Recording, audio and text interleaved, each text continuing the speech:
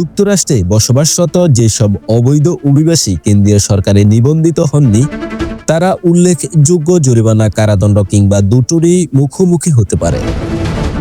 গতকাল মঙ্গলবার দেশটির হোমল্যান্ড সিকিউরিটি বিভাগের জারি করা একটি নির্দেশনায় এ তথ্য জানা গেছে। হোমল্যান্ড সিকিউরিটির একজন মুখপাত্র বলেন,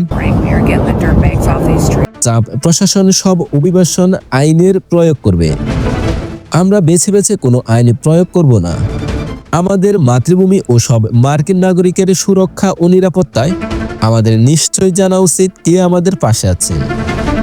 মার্কিন নাগরিকত্ব ও অভিবাসন পরিবেশার ওয়েবসাইট অনুসারে মার্কিন ভিসার জন্য আবেদন করার জন্য 14 বছরের বেশি বয়সী যেমন অভিবাসী নিবন্ধিত হয়নি কিংবা আঙ্গুলের ছাপ দেয়নি এবং যারা 30 দিন বা এর বেশি যুক্তরাষ্ট্রে অবস্থান করেছেন তাদের সবাইকে নিবন্ধন করতে হবে এবং আঙ্গুলের ছাপ দিতে হবে। ওয়েবসাইটের তথ্য অনুযায়ী একজন অভিবাসী যখন নিবন্ধন করে আঙ্গুলের ছাপ দিবেন তখন হোমল্যান্ড সিকিউরিটি বিভাগ নিবন্ধনের প্রমাণপত্র সরবরাহ করবে।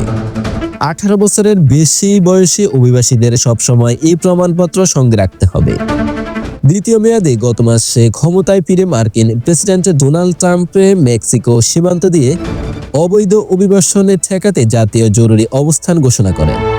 পাশাপাশি কেন্দ্রীয় সরকারের অভিবাসীদের নিবন্ধন নিশ্চিত করার জন্য হোমল্যান্ড সিকিউরিটি বিভাগকে নির্দেশ দেন।